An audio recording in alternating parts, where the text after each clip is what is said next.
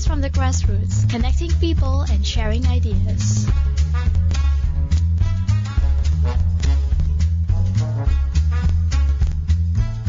Hey, this is Arlene. Hi, this is Gowri. Hello, this is Grace. And we are back with us with our ABC focus. Today we are going to talk about RCEP. RCEP stands for Regional Comprehensive Economic Partnership. It is a partnership between ASEAN and other 6 countries, namely China, Japan, what else? China, Japan, India, Australia, Korea, and New Zealand. So there you go, 6.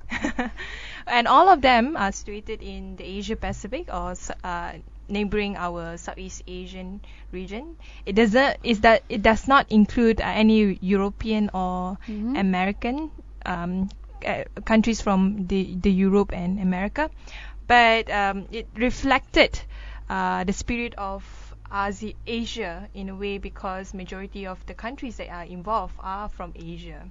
And the objective of launching this RCEP is actually to achieve a modern, comprehensive, high quality and mutually beneficial economic partnership agreement between all the countries that we just mentioned. And it will also cover trade in goods, trade in services, investment, economic and technical cooperation, as well as also intellectual property, competition, dispute settlement, and other relevant issues. So it covers almost as much as TPPA, right? Very wide area that they cover. It's a very wide area. If you look at it, it's like the Chinese version of TPPA, I would say, except that probably is not as stringent or ambitious as the TPPA, which is quite good in Southeast Asia and also in Asia, because when it comes to rules and regulations, we are still not as standardized as probably the EU in a way. And one of the things that they're also trying to do is, of course, to lower the trade barriers. That seems to be a pretty standard thing in most of the agreement these days, and also to secure improved market access for Australian exporters of goods and services and Australian investors. So it that seems means that what? It seems like what I wanted to say something, but you.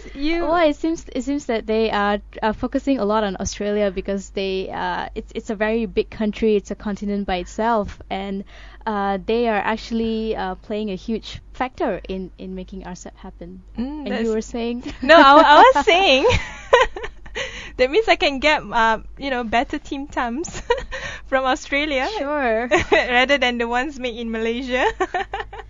Well, in fact, that RCEP is also designed to view on the economic cooperation with the non-ASEAN countries. And in fact, China suggested ASEAN plus 3 FTA, which are China, Japan, and South Korea, while Japan has striven for the wider range of partners. And also the negotiations underscore ASEAN's relevance because the proposed pact includes the largest Asian economics and offers conditions acceptable to the less developed countries. And here, however, the economic interests are undoubtedly the number one concern, given the trade and investment creation effect of the economic liberalization. The rationale reflects on the ASEAN members and China concerned is the proliferation and the overlap of various regional FTAs. So then they will need to consider the clashes between a few countries and in terms of economic strength and growth as well. So is that really good? I mean, it's funny because if you look at the bigger picture, each country has dispute among themselves. Like, for example, Indonesia and Australia, they are not the bestest of friends because of the issue of the refugees there. While Malaysia, we probably have problems with a lot of the other countries, especially Indonesia, when it comes to the issue of labor. But when it comes to China, it's the bigger issue because a lot of people are unhappy with China, the way it deals with its security borders, regardless whether it's Japan, Korea, or Southeast Asia as a whole. So to talk about regional comprehensive economic partnership, it's a bit tricky because you want to streamline like the whole negotiation process in terms of goods, services, investment, and you have to make sure that each country accept the terms and conditions of each of all the 16 countries involved. It's not easy. It's the only thing that make it probably a bit easier than TPPA is not as hyped up as TPPA, to the extent where you have a global movement against TPPA.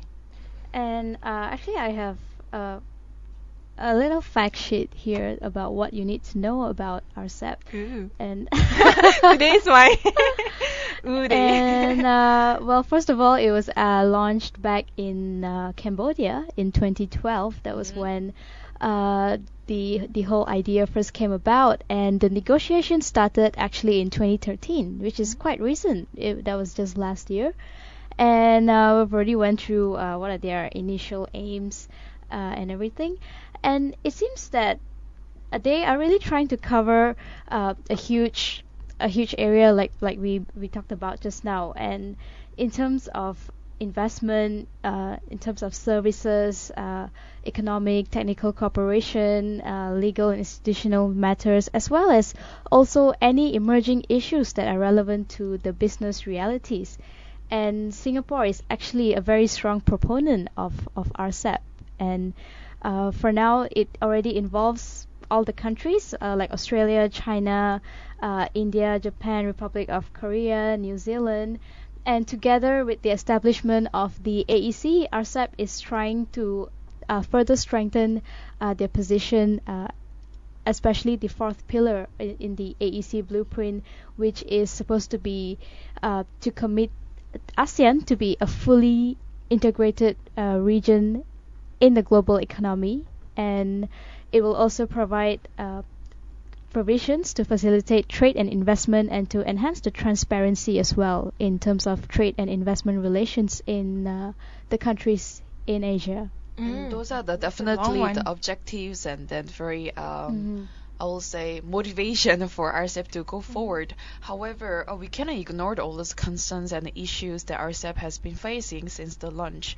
Well, first one is the biggest problem we can say is about the economic growth from different countries, and the second one is each country has their own vulnerable sectors they would like to protect. Like for example, Japan agriculture, India and China could be manufacturing, and this interest may result in the adoption of protection mechanism when it comes to the auto. So it's not as free agreement. as what they would want to, because you have different countries protecting, and in Malaysia probably would be the automobile industry. Yeah, and like it's sort of called the guiding principles. So each country will have their own guiding principles to be able to protect their own sectors. In fact, you can actually access the guiding principles and objective for negotiating RCEP online easily. It has a few items there.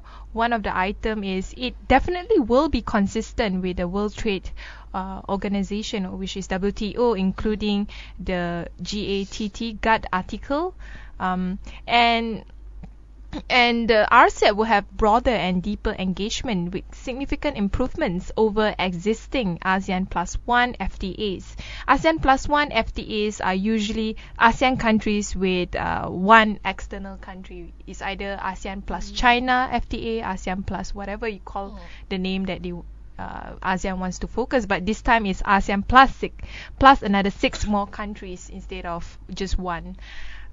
And there is another concern, and then this is something that we can discuss about, which is RCEP negotiations might be dominated by the so-called ASEAN way, an approach based on achieving balance. Not China way?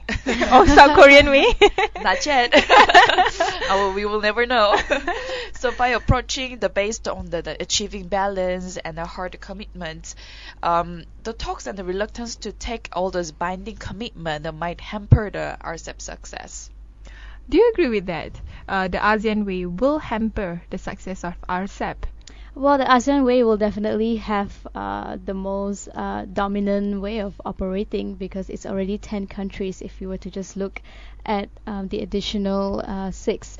But then again, those other countries actually have a better economic power, if I may use that term, especially if you look at India, which has a very strong economic potential, but of course they have their own internal problems and all. And China, even South Korea is very powerful economically as well. So to talk about going about the ASEAN way, maybe I don't completely agree with that, because we're probably not even sure what the ASEAN way is. We are just starting to get there, starting to shape ourselves to accommodate to the AEC and all. So probably not so much. Probably not so much. What's interesting to me about RCEP is, and also any other FTA that ASEAN is engaging with, is how much percentage of free trade agreements are actually being utilized by companies. Because if you look at it in the bigger picture, businesses, labor and all that don't really fully utilize free trade agreements, and it has been research that is only a very small percentage, mainly MNC, actually utilize FTA as a platform for them to move abroad, to expand their business, to see beyond just the capability of functioning within one country. And this is sad because to build a strong FTA, the main purpose is not just to let a few MNC, a few tycoons benefiting from it, but you want to have like SME, like I'd love to give example, like your makcik, selling nasi lemak down the street, or the Ramly burger guy, selling your typical Ramly burger, to benefit from it. But I think that's pretty much the same thing that we're facing with AEC as well when we talk about the benefits, and it's always focused on the very top layer, because it's very hard to sort of expand and bring it down to the grassroots level and make people really understand what it's all about. And of course it's the same problem with the RCEP. But when it comes to disseminating information, for them to actually get it out there, it can be tricky because of the way it's being done, especially something that covers ASEAN plus 6. ASEAN itself is tough enough for us, for us to let people know what ASEAN is, what AEC is, and this is ASEAN plus 6, which is an even wider area to cover. It's also one of the concerns that was raised by the ASEAN Business Advisory Council when they had their first launching of the AEC. They said that, unfortunately, based on the research by the US Business Council, that majority of the SME are either not utilizing it at all, the free trade agreement, or not even aware there is such a free trade agreement. I think it's also the awareness of AEC and what's going on regarding all those ASEAN matters, and the RCEP comes in the picture as well. And the other part that we discussed a little bit before, another concern will be the relationship between the China and US. Because the conflict that especially the tension between US and China, can actually get deeper. Yeah, in terms of when it comes to free trade agreement. You're right about US and China, because US is promoting TPPA, right? Yeah. While China is, of course, promoting For RCEP. RCEP. And all of the ASEAN countries are part of RCEP, while only 4 countries are part of TPPA. Certain economists are actually saying that this might be a conflict of interest within ASEAN, because you have countries that are for TPPA trying to expand the TPPA within Southeast Asia region, while the rest of RCEP members would rather expand RCEP. And this is problematic when it comes to the bonds or engagement, Of course. between all the RCEP members. We can also say that ASEAN could be divided because both India and China, they are not included in RCEP. So, but then RCEP They are not included in TPPA. TPPA. So RCEP, because of the ASEAN way, the principle that RCEP holds, and then those 2 countries are not included in the RCEP, TPPA. So it will be divided Grace eventually. is very hung up on the ASEAN way. I know, right? The ASEAN Because way is getting in the way. They have been focusing on this for a long time since the launch, and it's really important to bring it out. What's the focus of RCEP? it's interesting to also give a mention that majority of the ASEAN countries are trying to influence or gearing towards RCEP. The main one, of course, I think you mentioned about Indonesia, openly saying that we are not going to participate in TPPA. We are only going to focus on RCEP. And in Malaysia, pockets of economists and policymakers are trying to influence government, saying that maybe we should just focus on RCEP. It's more relevant to our economy. It would definitely benefit our economy better than engaging with, let's say, the US. Because the US TPPA, because if you look at the countries that are part of TPPA, they are very diverse. You have Latin Americans, you have some countries within EU, and then you have the US, and then you have like some countries in Asia. I mean, if you look at the long term, would it really benefit the Malaysian economy? And it will probably confuse the ASEAN countries as well, because as it is talking about the ASEAN way, we are still trying to find our identity, or what is our signature way, how are we going to go about materializing AEC to begin with. And now we also have RCEP on the other hand, and of course TPPA is also slowly creeping in and trying to gain more members. And of course all this can only be a good thing, can only be beneficial to the region, but to really materialize it and to achieve the objectives can be very tricky, especially with so many countries involved, with Indonesia, which is already so big, and they've got hundreds of islands which cannot even be controlled by their own government, and so many segregations happening. So for about like 16 countries to come together, it's really no joke. And it is no joke, Gowri. Yes. Although we have gigantic countries there as well. But then the other concern will be a question. It's more like a question. How transparent is RCEP when it comes to? I think like any other FTA before negotiated, it has never been transparent. If you look at all the FTAs that Malaysia have engaged with, regardless is ASEAN Plus One or Malaysia bilaterally with any other countries in the world, we have always done it closed door. We have never openly asked for the permission of the public. But what makes this different, RCEP or TPPA, is because it's a mega trade agreement. It's not just between ASEAN countries or between just 2 or 3 countries. It's between 16 countries, and for TPPA, it's also another chunk of countries that will be agreeing to this. You So see, you don't think there will be like public RCEP documents? not really. I don't think so. There'll probably be one with like vague terms, like probably like the what we guiding mentioned principles. earlier, but not something that's specific to the very details and the specific requirements per se. And that's the reason why they make it secret, because you see, whenever you are negotiating for you're bargaining for how many rights you have within that trade agreement, it's always very sensitive.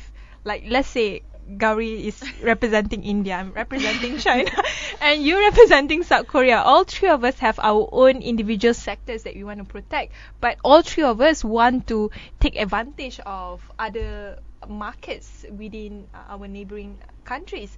So these kind of conversations are very sensitive, because let's say it is open to public, and then public criticizes it, and then it's hard for you to jump in again for that particular negotiation, because you already have a negative perception by the public. So a lot of the times, governments to governments negotiation is always secretive, and that's basically the reason why. And also because of corporations trying to gain their hands. I mean, I say corporations meaning the MNC, the multinational companies. They want a stake of the free trade agreement. But if we were to really look at it, RCEP already has an advantage because of the fact that it's Asia oriented. It's geographically strategic compared to TPPA, which seems so far and distant. And of course, Obama came down for his little tour, but little tour. But how often is that gonna happen? And how easy would it be for the leaders of this region to engage with him? It will definitely be easier to engage among us. It's easier to get around, like you said. But it's also not a choice. Maybe, I mean, what I see in Malaysia and Singapore, both of us, we are somehow alike when it comes to decision making in trade agreement. From what I see, both of these countries, Malaysia and Singapore, they want to gain the maximum amount of trade liberalization as much as they can. That's why they are so greedy that they want both instead of one. But according to your favorite person, Giant Menon from the Asian Development Bank, he also stressed that Malaysia has a lot more to gain from RCEP as opposed to TPPA, and it makes sense to invest more energy in anything concerning ASEAN. That's his logic. So you are spreading yourself too widely, and then it will not be that good, right? Is that what you mean? To focus on the region and to strengthen what we have over here first before we actually reach out and go beyond the region. Gowri, I think you're in the wrong sector. Why are you laughing, Grace? I was thinking in the wrong way. I'm so sorry. Not the ASEAN way? Not here on the air, please. Okay, and the next one, moving on.